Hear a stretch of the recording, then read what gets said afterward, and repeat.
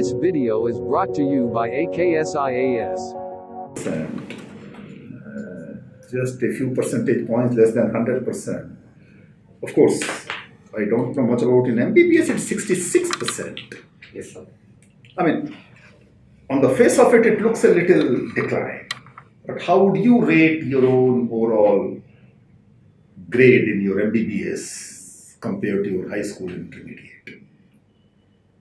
Sir, It's okay? yes, sir.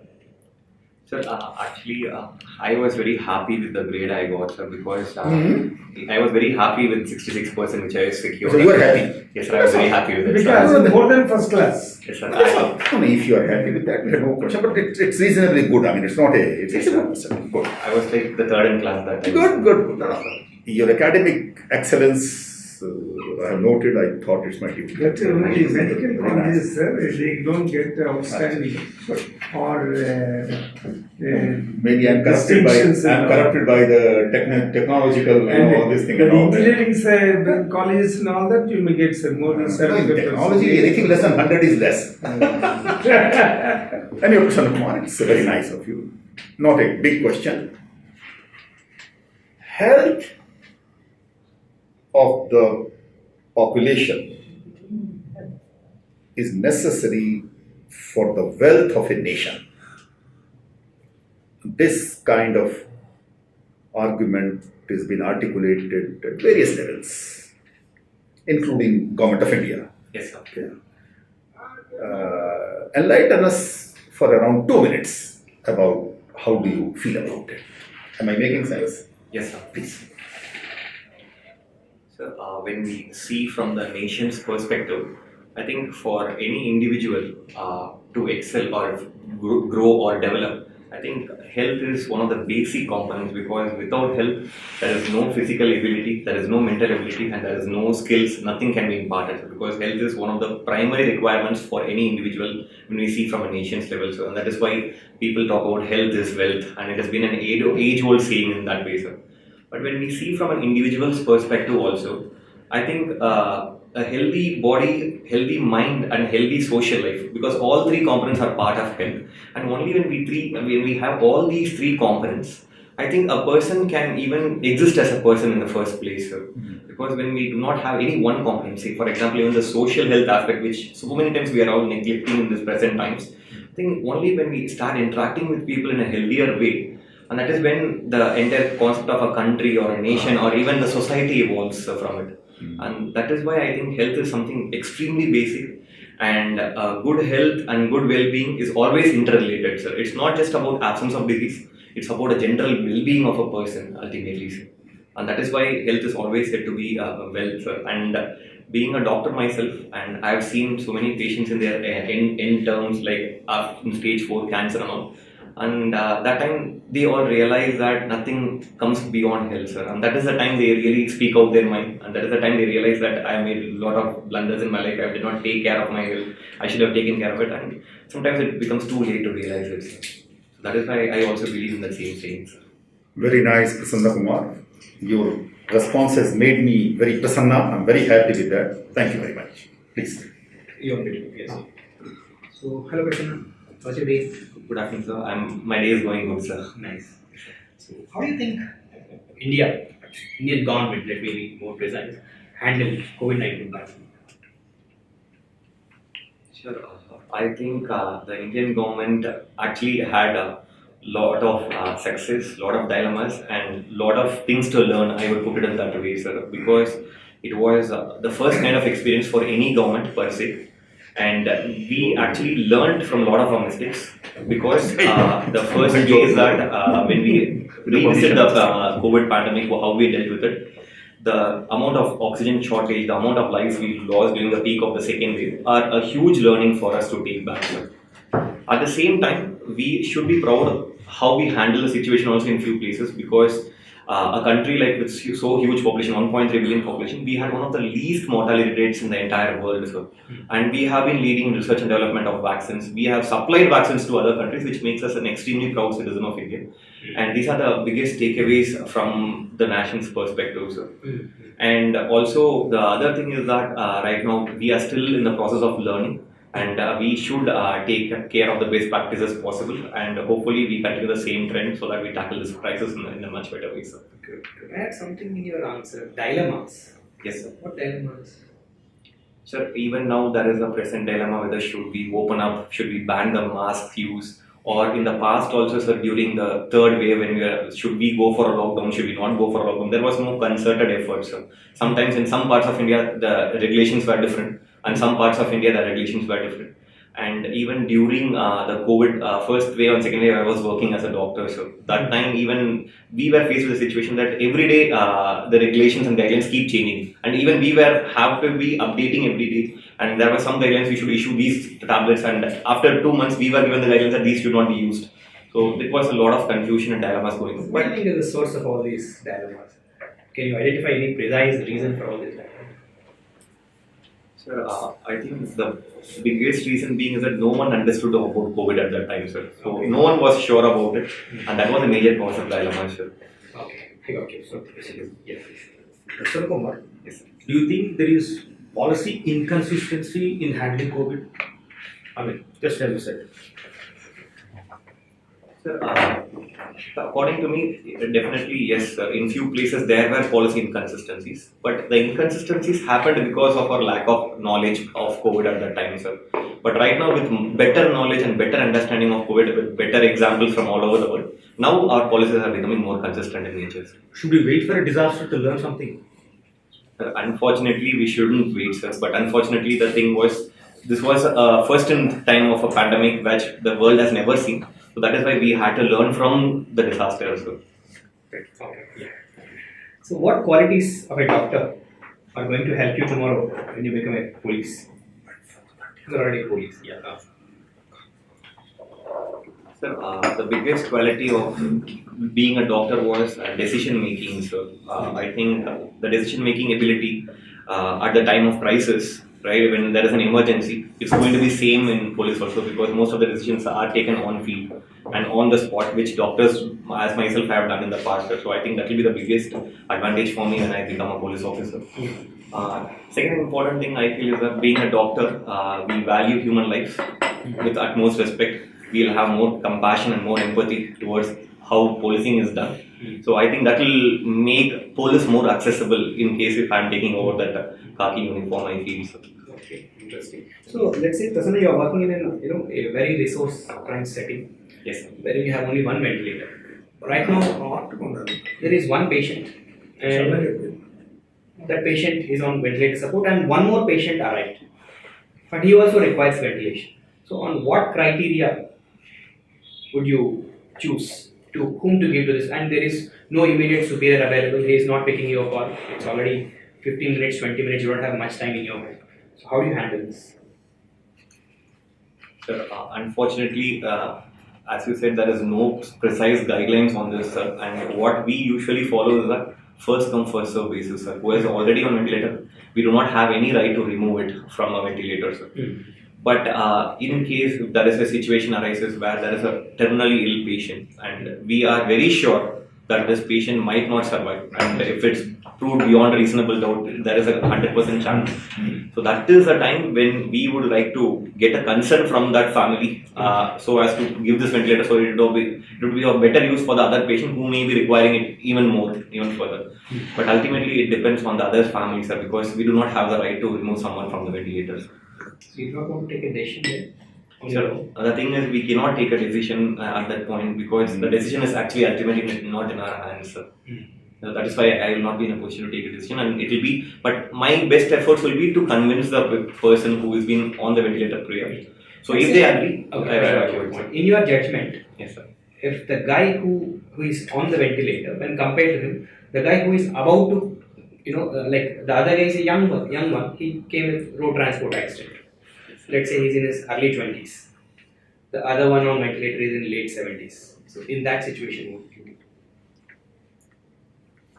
Sir, I think life is something different for different people from different lenses. In my own experience also, I have come across one situation like this, where we had declared a person dead already, sir. He was almost 60-65 years old. and I was about to fill the death form of that person. And within just 5 minutes, he just woke up from, like when we were filling the death form, he just woke up and he sat, and next day he got discharged and went off, sir. So we have seen such extreme situations, and based on this experience, I feel life is something which cannot be predicted from our side, sir. It's something which is beyond our human imagination, and there is no right for us to take any life of it, sir. So even then, I would stick with the same thing, that first come first serve basis, sir. Unless they change it, sir. Interesting. I totally agree with him. See, the Christ was supposed to have died. After 3 days, he Legend. And wait till his medical factor. He walked out. So I totally agree with you, Prassanna. Honest, this is really So you are about to fill the death form and the person really Yes, making sir. this happen. So that is a phenomenon called as suspended animation, sir. It's actually accounted in science also. Okay. Even I think last year in Max hospitals, when a child was declared dead, and they were performing the last rites, the child woke up, sir. This has happened, sir. Because I was a doctor, so I'm just curious. Anyways, where did you travel recently? Sir, the last place I traveled was Rajasthan, sir, in the month of January 2022. Sir. Do you have this habit of documenting? Sir, I don't have the process of document, but I always collect the photos and make it into an album and keep for memory, sir. I don't document it as in the written format, sir. Why do you travel?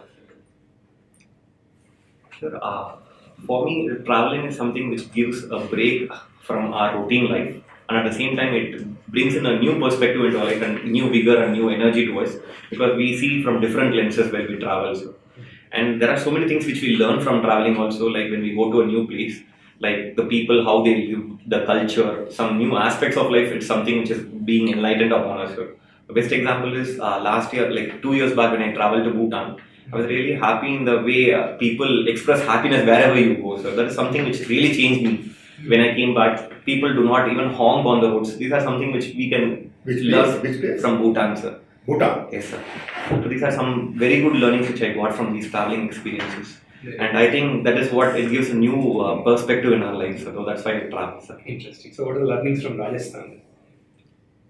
Sir, the most important learning is that when I went to Jaisalmer, even today, they find it very hard to even have a bucket of water today, sir.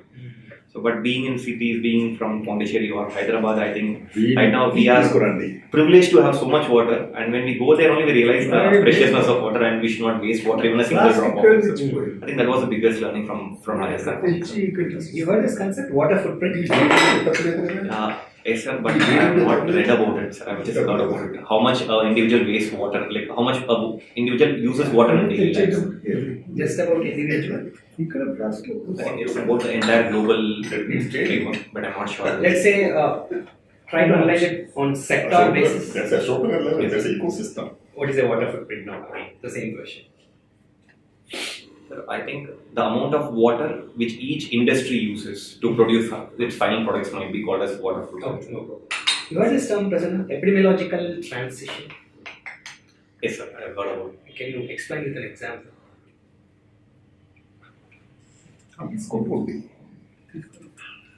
Epidemiological transition is a theory which states that how external agent like virus or bacteria or something which enters into a host and how it gets adapted to various years of transmission. Are we getting?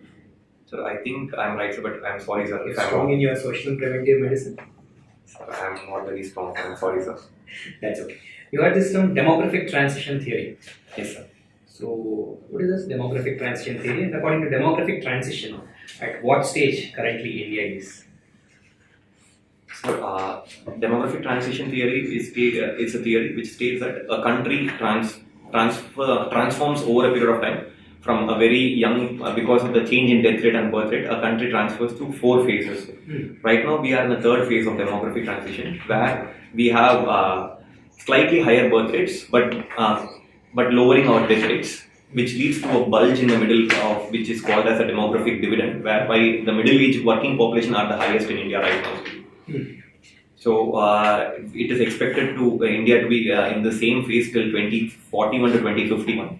So after that, our elderly population will start overgrowing our younger population. What would be the disease burden in stage 3 and disease burden in stage 4?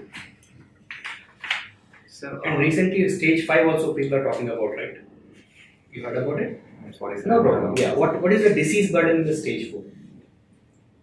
So, I think the major disease burden in stage 4 will be road traffic accidents or other injuries. Specifically, that will be the first line, and second will be like the newer age non-communicable diseases of diabetes, hypertension, etc. And in stage 4, it will be more about geriatric care, where we will be dealing with the complications of diabetes, hypertension, and other lifestyle diseases which are in the end stage and complicated stage. And cancers will be one of the major roles to be played in the stage 4 of Untitled Transition, sir. What do you think about antibiotic resistance? Where I can keep this antibiotic resistance or re-emergence of infectious diseases? Where do they fall? So I think it is something which will be falling in any demographic stage, because we have been misusing our antibiotics for quite a long time. And as per the recent statistics which says that in the last 27 years, we have not even invented one new class of antibiotic, but we have lost almost like 13 or 14 classes of antibiotics already. So which states that I think it will be a problem in whichever stage we are going to be as antimicrobial resistance. Okay. I'll just read out a statement for you, Prassanna. Interpret it for me. Yes, sir. Courage is not just absence of fear, but justification that something else is more important than fear.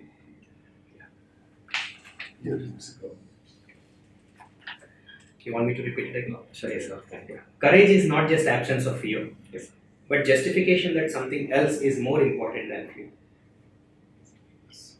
Sir, in everyone's life, sometimes there will be a decision where we'll have a dilemma between what to choose and what not to choose. And people will say that you have to stand by the decision which you have already taken. But sometimes people say that because of fear, you are not able to change your decision or what. And according to me, what I feel about this statement is that, sir, sometimes it's not out of fear we change our decisions, just because we have got new knowledge or new evidence or something like that, which makes us change our decision. And it's not just because of fear we take, but because of rationality we change our decisions. That is what it is meant by the statement, I feel, sir. I think I will totally agree with him on that. Nobody will disagree. Sir. And can I take one more question? Yes. See, last question from my side. These days it has become a regular trend. You and your friend, you're talking on Facebook wall on some issue. Somebody posted something that's again your friend, and you guys are discussing. Suddenly, the discussion went little out of, and your friend suddenly became abusive. He became so much aggressive. He took it very personal. It's something related to, a religion, related a debate on religion. So how do you handle this? Sir, it's unfortunate that a lot of incidents of cyberbullying and these kind of cyber crimes have been reported. I think being my friend, yes, sir. You want to correct a crime? Sir, definitely. Sir, sometimes when it is going to affect some individual's rights of his own, I think it is definitely a crime, sir, be it cyberspace or regular space, sir. Because everyone has the right to freedom of expression until it does not impinge upon others' rights to expression and freedom, sir. So I think if it was my friend, I will definitely tell him this is wrong, and it is even against the IT Act also, because sometimes we should not impinge on others' rights. And I would like him to take back his sentences or even issue an apology wherever it's been committed, sir. He's talking to you. So, He's just arguing with you. So With friends, you want to talk about IT Acts, you want to talk about... No, sir, because now I am into the Indian Police Services, I might talk, sir, but as an individual, as such, I would say definitely that these are an example of... I would just call him up and... Yes, sir, we can call him up and tell, and I would like to tell him also that please understand about others' rights also, because it's not about winning an argument, it's about winning the society, sir. That is more important, sir. I'll definitely try to convey it to him, sir. Okay, Prassanna, Kumar, on a lighter note, since we got this heavy discussion, sir, how difficult it is for a married man to aim for greater things in life? Sir, I heard that you got married. Yes, sir. Is it love marriage or arranged? It was a long marriage, sir. Okay, good. Got it, sir. He's a loving man. Visible on his face. Yeah, thank you, sir. Sir, I think it all depends on the couple as such, sir. I think in my example, the present situation I am here, it's all because of my other half, sir. Because it was an extremely long journey. I was initially getting into postal and telecom services, sir. and I didn't want to join because it is not my field of expertise. And just because of the support of my wife, I didn't even join the service, and I just left the service when a lot of people even criticized me. But the place I am here is today because of her support. And I think there is a huge saying in the world also, there is always a backbone behind any success. I think that backbone will be definitely, if it's a good couple, I think it will be the best places we can achieve anything in life. So. Good. I think your wife will be totally Prassanna after hearing that. I mean, Thank you, sir. So, this is. I've heard about living relationships in society. Yes. Unfortunately or fortunately, they're increasing in Indian society, right? Yes, sir. So, where do you situate living relationship in the institution of marriage in India?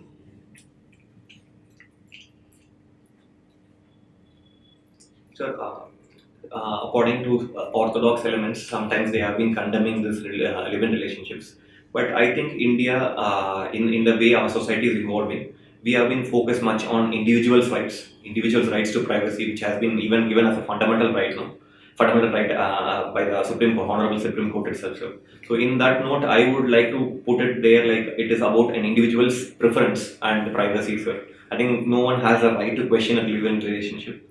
And it is not anything to do with the institution of marriage, sir, because I think that is a separate entity on its own, and this is a separate entity on its own. And even our Indian laws, like the Domestic Violence Act, even accepts live-in relationship as a legal entity right now, sir. Okay. So, while going through your DF, you have written that you are an all-rounder, right? Somewhere in MBBS college. Yes, sir. Is all-rounder means jack of all trades or master of none? I mean, how do you look at it? Sure. Actually, the award as an all-rounder was given to me because I was jack of all trades only, sir. Okay. So I think it's more about jack of all trades, but I'm trying to specialize in something right now at least, sir. Because You have become a specialist, right? You got into IPS. Yes, sir. I'm already doing it. But if I enter into IAS, I'll be again a generalist again, sir. So I hope I do better there, sir. Oh, should make it. Thank you, sir. Prassanna Kumar, what is the difference between point mutation and frameshift mutation? Sir, mutation is something which is an aberrant change in the genetic code, and point mutation which occurs at a single locus, while the frameshift mutation happens in more than one gene in the population, sir. More than one gene? One locus, not one More locus. than one nucleotide base. I'm sorry, sir, I'm not aware of it right now, but it is something which is much larger than a point shift mutation, sir. But I'm really sorry, sir, I forgot about these concepts, sir. So, Can is mutation always detrimental to human beings? Sir, sometimes there are some valuable mutations also, which actually helps us to be the surviving over these kind of pandemics, etc. So, because mutations is nothing but change in the genetic code. Sometimes it can be harmful, causing cancers, etc. And sometimes it does adapt even human beings to the further evolution of human beings. Any example for that? Sure, I think right now, because of the pandemic situation like this, I think there are studies going on if there is any genes which are growing up in Indian human body to being resistant, because during the first wave and second wave we were more susceptible to the virus, but right now we are becoming more evolved to tackle the virus itself. So I think that might be also an example of mutation if we go into details of it. Okay. One more last question from my side. You are a doctor, right? Yes, sir. And just now you shared a very good experience of yours where a dead person became active and went home. Why in India, year by year, budget after budget, out-of-pocket expenditure on health is increasing? It's a really unfortunate situation. Even right now, we have almost 69% of health expenditure is as out-of-pocket expenditure. I think it is because of the mushrooming of these private centers, because now most of the people prefer to go to a private center rather than a government center. As per the statistics, almost 70% of the OPD services are provided by the private centers only right now, sir. I think that is one of the major reasons why the out-of-pocket expenditure is increasing. And at the second time, I think even the affordability aspect, because of the growth in our economic stature, I think the per capita income of every individual has increased, and that is why people are preferring to spend more on their health rather than just depending only on the government services right now, sir. That is why I think it is increasing, sir. See, when you said people's incomes are increasing, that would be naturally because of increase in GDP of the country. Yes, sir. When GDP of the country is increasing, isn't it appropriate for the government to spend more on health infrastructure, like as you said, starting up of more PHCs, enabling people to go to PHCs, like the Delhi model? Sir, definitely that will be the best way forward for India, sir, because being a socialistic country based on our preamble, I think health is something which has to be focused more, and there have been recommendations from various committees which tells us to spend more than 2.5% on our GDP on health, but unfortunately we are still in the levels of 1 to 1.2% only, sir.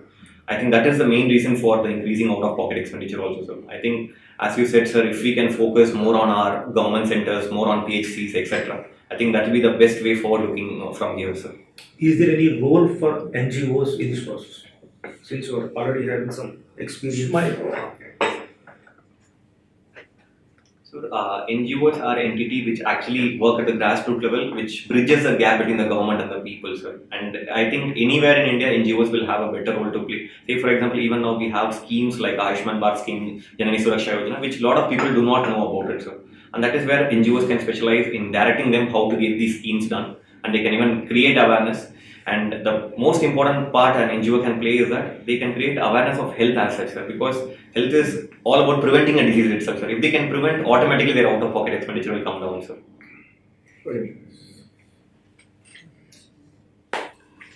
Why do you want to get into Indian administrative service when you are already in Indian police service, which is also all India service? Sir, my aim to join the Indian Administrative Services started right from my college days, sir, when me and my friends started this NGO called Smile Foundations, which has been running successfully almost for 10 years right now. So that is where I realized that we can make a huge change and difference in the society if we can work from not just from an executive aspect, but also from a policy making aspect, which Indian Administrative Services provides for me, sir. And secondly, being a doctor myself, I think my skill sets which I have learned over these years will be much more helpful as an administrative as an officer in administrative services, because I can put into my best skills into preventive health as well as on interacting with the community on a daily basis in the Indian administrative services. So.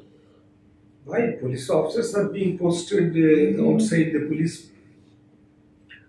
Definitely, yes, sir. It's already a huge platform. That is why I've joined into police services, sir. But the very aim that which I had before starting this preparation was to join the IAS, sir. And that is why I'm just giving it one last attempt to try whether it comes. But I'm really happy where I am already, sir. But Very nice. If I get a chance, I'll be in a better position, I feel, sir. So you feel that the police cannot do much to society compared to an administrative serviceman? Sir, I think that every service is special on its own, sir, and every service has its own areas, niche areas where they can serve. And ultimately, service for the people is like all these services provide that opportunity, sir. And personally speaking, sir, I think my skill sets are more aligned with Indian Administrative Services, and that is why I would like to join that, sir. But even if not, I think police services itself has a lot of scope to serve the population, and which I think I'll be doing definitely, sir. People say that NGOs are not literally discharging their duties to the expected level, and huge foreign funds are floating into the coffers of these NGOs. Yes, sir. You agree with me? Because you are once upon a time with the closely associated Founder, sir. closely associated with Smile. Yes. Tell me, do you agree with that statement or not? Sir, it's really unfortunate such statements are made because of few NGOs misusing the funds, the entire image of this entire social service industry is getting spoiled, sir. But on one hand, it is also true, sir, when we see the statistics recently, there are more than 30 lakh NGOs in India, but less than 5 lakh of them, like less than 5% of them file their annual returns, which says that there is very less accountability in this area. And even we have the Ministry of, from the Ministry's report, which says that almost most of these funds are getting diverted into anti-national activities also. 2% of a GDP is even getting lower because of this NGOs activism also, they say that, sir. So I think this is a line which has to be drawn very carefully, and I think government has done it very carefully in amending the FCRA rules, the Foreign Contribution Regulation Act in 2020. So it has made it much more difficult to get foreign funds, but at the same time it's not just difficult, it's making it more accountable, sir. I think those genuine NGOs which have been operating are still finding it easy only, they have been doing. And one branch of our own NGO has an XCRA license right now, sir, and it has been continuing very well, sir. So I think there's nothing to be feared of as an NGO, and I think because of few NGOs, the entire image is being tainted, sir. But most of the NGOs are still working for the benefit of the poor, sir. You say most of them means only 1/6, even according to your own statistics. Only 1/6 of it is doing the real service. Sir, I termed in the terms of foreign FCRAs, sir. How NGOs are better than governmental agencies, as far as you know? NGOs have a niche advantage of directly interacting with the population Why because even a police officer directly interacts, a administrative serviceman directly interacts, give out services and all that. And on-day services, he can directly interact. definitely, sir, there is an interaction, but the parity of interaction is different, sir, because NGO is something which is come from the people themselves, sir. So I think the trust levels are higher in an NGO, I personally feel, sir. Whereas when it comes to a government official interacting, definitely it will be more like a official interaction rather than interpersonal relations, sir. But government is also trying its best to do that, and that is where a slight advantage for the NGO lies also, because they enjoy the trust of the people in most of the occasions, because the population they serve is their own population most of the time, sir. So that is a major advantage. And secondly, I think NGOs also have the second important component is that most of the NGOs are run on voluntary basis, sir. So they have the extra motivation which they have from inside which they deliver, sir, and they don't work for just for the salary, sir. So I think that is also another push where NGOs sometimes tend to do better, but as you said, sir, there's nothing that NGO only can do these things. I think government also can definitely do all those things, sir. But is it highly expensive or inexpensive for the government, the NGOs? I'm sorry, sir, I didn't understand the question. The NGOs, whether they are highly expensive as far as government financial help is concerned, or less expensive compared to the governmental agencies rather. Sir, I think the work done in NGOs are much less expensive because they did not go through multiple heads of expenditures. They did not go for the salary expenditures, etc., because it's done on voluntary basis. But in some places, NGOs also try to just replicate whatever the government has already done, which leads to duplication of resources also, sir. I think it can be seen in both ways. Increase. Difficult to catch, it's fine. No, very. Your formulation must be little different. See, it is highly inexpensive compared to government. Compared to government, it's highly inexpensive. Number two, as you said that they are all voluntary. Yes. So they cost less compared to government. Yes, sir. And number three, they are more service oriented compared to this Yes. government. Number four, as you said that mostly the NGOs, they come to serve the local areas. So they identify themselves and all that. So you formulate it properly and present it. See, Sorry, you are sir. trying to convince, but this is not the thing. Yes, sir. We You are require. articulating a thesis. So, no, I would entirely go along with Gopi. Your repartee is very fine. Articulation, communication, repartee, all that is wonderful. Not to improve upon that, but the same thing you can make it more effective. Crisp. Yes. Now I'll give just to pick up from this NGO itself. Public servants and the NGOs. I mean, the very fundamental difference between the two. NGOs don't come from any competitive examination. Please remember that. Yes. It's a Swayambhu. Not only IAS and IPA, there are 58 departments at a district level. The health and this, I mean, you name it, you have it. Definitely. Postings of these functionaries is decided by their bosses. Yes. Remember that. I may be at district A, B, C. The same thing with all the services. So the place I'm supposed to serve is decided neither by the people nor by me, is decided by the hierarchy. Yes. So to that extent, there's an element of formality. Yes. I go to a district as a SP or as a collector, suddenly I am the SP of the whole district. Definitely. Accountability of this SP's posting is not to be borne by SP or the people, it is to be borne by the system which transfers and posts them. Yes. So the ladder of accountability in the public service is very distant. In NGO, who appoints an NGO? Suddenly one fine morning, Vishwachandra Vidyasagar is born in a village and he says, come on, he declares that. He declares it. And people say, it starts very well. Enormous motivation, enormous inspiration, self runs good for some time. As the leadership starts aging, the second run people start coming. Level of commitment in that is not the same as that. Yes. Then degradation starts. The third generation. Don't forget, communist movement in 50s was inspired by some ideology of the Stalin and Mao.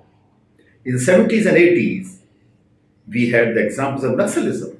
And then in the 90s and 2000s, we had the Maoism. Now today, ask a Maoist leader what exactly he wants. I don't know whether he knows about ideology, but he very much wants to kill 2 or 3 people in the village.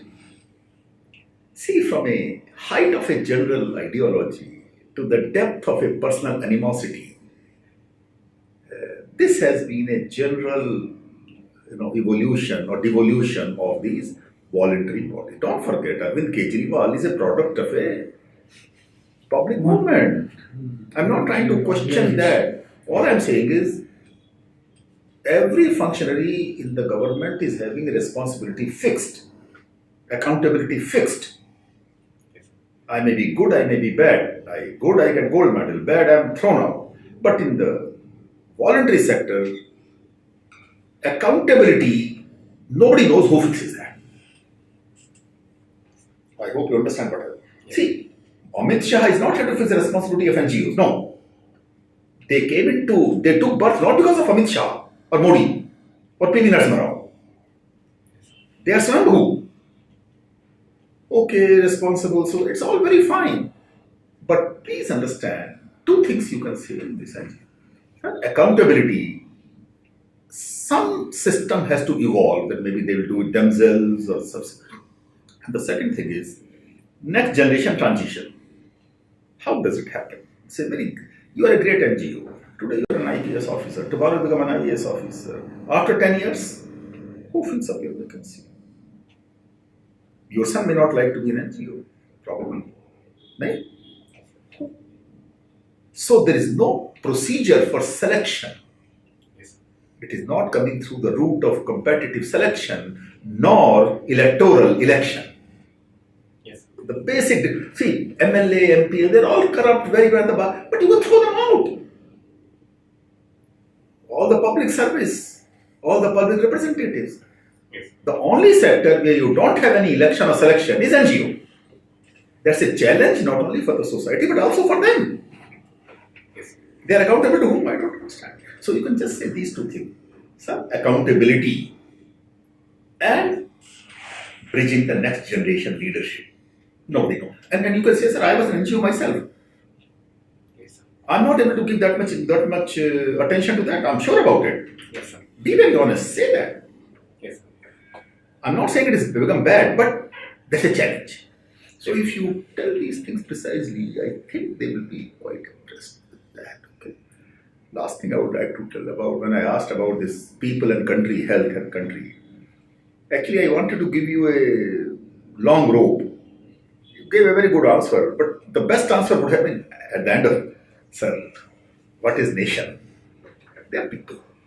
What is India? 130 crore people. Health of 130 crore people is the health of India. And if you are from Telugu land, I don't think there is a better saying, Deshamante Matti Kadu, Deshamante Manushyulu. Sir, what is country? He is a Tamilian. So, I know no, Telugu. no. All the more reason for you. Sir, you can say, I'm a Tamil, but I heard about this thing. Yes. Sir, what is country? Vertical, Manushul. Country is people. Yes. If you can say this India, 135 crore people, Desha Mante Mattika, though even if you don't say that amount, if you just put that equation, he is the right material for the IAS. I mean, I'm just trying to tell you that if the long rope is given, use it. Don't leave it just like that. Sure. It was the most liberal question I can ask. But I was waiting for that country at 135 crore. And if you can use this 135 crore in India somewhere, it will help you a lot. Sure. Don't you agree? India is 135 crore? Yes, Yes, yes. sir. So if you say that, it makes sense. Yes. And don't use the word of double engine ki sarkar and all that, but it is the useless and what. Yeah. Country are people, they are same, sir. Yes. Deshamante, and it is told by the. I mean, in Andhra Pradesh, we swear by that. Deshamante, Mattika, Deshamante, Bas. And if they don't know Telugu, it is better. You can get another minute to convince them. If there is a one Telugu fellow, he will see to it that you are in. He will be, sir. You will get one Telugu man. No. Even others will be. See, what I am saying is these are the small methods. If you are a Tamilian and there is one Telugu, and suppose no Telugu, even then if you say that, Deshamante Mattikadu, Deshamante Mattikadu. Country is not soil, country is people. They will understand it. Is a correct person and what. So, Okay. Babu, So- say, try to be very precise and crisp and don't give a rope to others to handle. If you start expanding yourself or stretching too much, You are leaving different lines No, to operate. You are very. No, you have got a grasp on other things. You There is are- no doubt in it. But my suggestion is that limit and the extra nodding of the head. Yes, just sir, a yes, sir, yes, sir. No, Be there is stable. no need. You are more than that. No, you are becoming too good. You See, they are not your friends. you are Just having the habit of it. And a friend అయిపోతున్నాం మీరు చాలా తొందరగా friend అయిపోతున్నాం you are a policeman under making. So you should not have any sort of extra movement of your Straight. neck. Neck should stand like this. Okay, Whatever let him say, you can only communicate through your eyes. You could understand that. gentle nod of head. All right. And only your words must communicate that I understood this is my answer. That is my suggestion. It's good that, but to take on a new shirt, Yes, bright shirt, yes. which can keep you in an attractive style. Yes, sir. And if you have a coat, Sir. put on the coat. And your police cut they can always find. From your face itself, you can say as a policeman. And you prepare yourself for the NPA, few points, because we don't know if there is any police officer who may come there. You may ask about NPA. You must also Speak a few good words about it. he will naturally. No, you must make it a point. I was training in NPA, I really enjoyed it.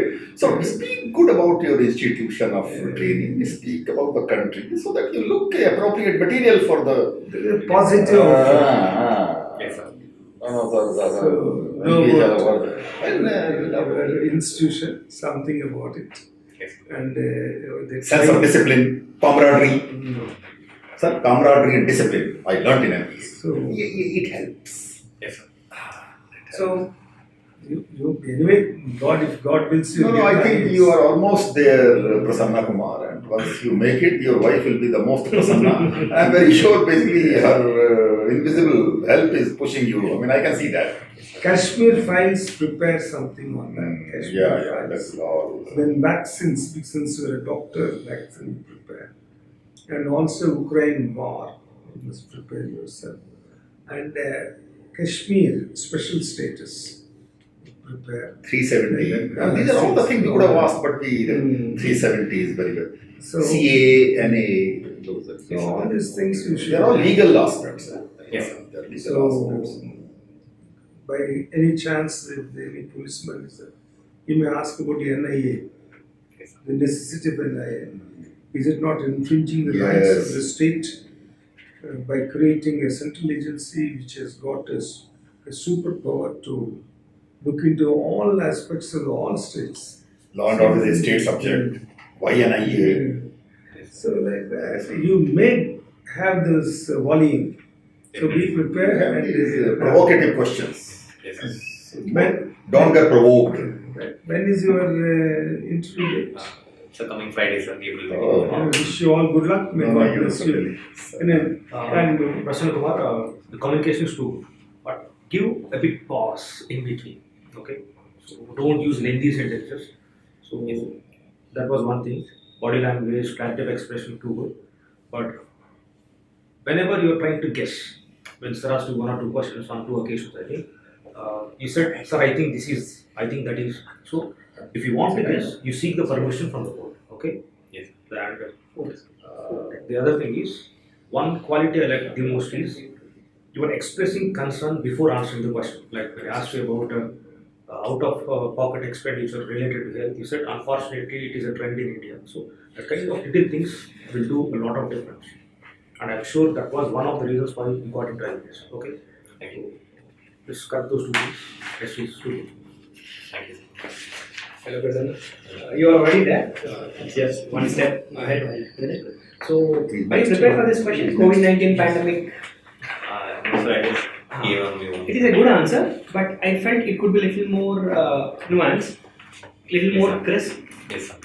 And see, in this process, as the answer is getting lengthier, though I think you wanted to also address that dilemma thing. Dilemma. Yes, sir. But you felt somewhere that the answer is getting lengthier, Yes, so you have cut down. Yes, sir. So then again, I have to ask a leading question: Yes, sir. what dilemmas were?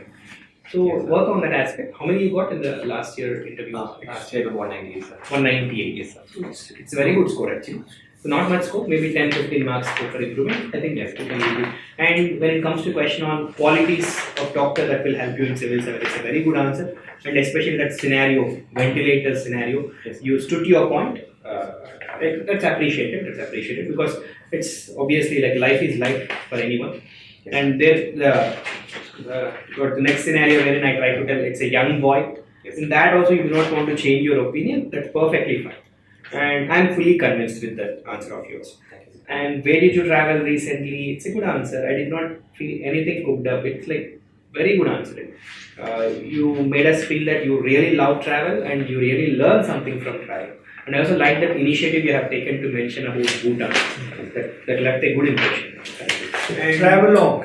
On Travelogues, you have some broad understanding of travel and various books on this travel.